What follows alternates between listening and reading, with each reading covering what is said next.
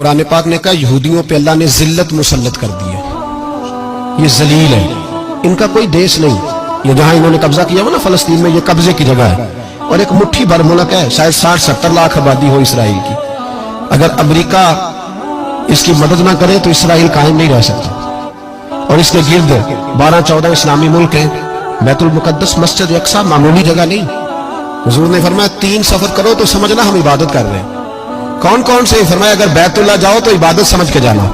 مسجد نبوی کی طرف جاؤ تو عبادت ہے، اور مسجد اقصی کی طرف جاؤ تو یہ بھی عبادت ہے، اور فرمایا مسجد اقصی میں جس نے ایک نماز پڑھی اسے 25,000 نمازوں کا ثواب ملے گا۔ یہ وہ مسجد ہے جس کے ساتھ معراج شریف جڑا ہوا ہے۔ قرآن پاک نے کہا کہ اس مسجد میں سبحان اللہ ذی اسریٰ بعبدہ لیلا من المسجد الحرام الی المسجد الاقصی، مسلمانوں قرآن کہتا ہے کہ تمہارے معراج کی شان رسول پاک کی مسجد اقصی سے جڑی ہے، جس محبوب کو رب معراج کرائے تو مسجد اقصی میں لا کے کرائے، وہ جگہ معمولی جگہ ہے، وہ معمولی جگہ ہے، مسجد اقصی، نبی پاک نے وہاں نبیوں کی امامت کرائی، 17 مہینے اس مسجد کی طرف منہ کر کے تیرے اور میرے رسول نے نمازیں پڑھی، چھوٹی جگہ ہے، اور پوری دنیا کا مسلمان اسے چاہیے شرم سے گڑ جائے۔ ایک امریکہ کا صدر بول کے کہتا ہے کہ اسرائیل کو اجازت ہے اسے دارالحکومت بنائے، اور مسلمان حکمران بیان دے رہے ہیں ظالموں لٹیرو، تم اپنی سیاستیں چمکانے کے لیے پہلے ایک دوسرے کو گالیاں دیتے ہو، پھر اکٹھے بیٹھ جاتے ہو نمبرنگ کرنے کے لیے، تم دین کے اس مسئلے میں سارے اکٹھے کیوں نہیں بیٹھے؟ سارے پاکستان کے سیاستدانوں کو، علماء اور مشائخ کو چاہیے تھا ایک پیج پہ اکٹھے ہوتے، اکٹھے بیٹھ کے ایک بیان ہی دے دیتے، ایک بات ہی کر دیتے۔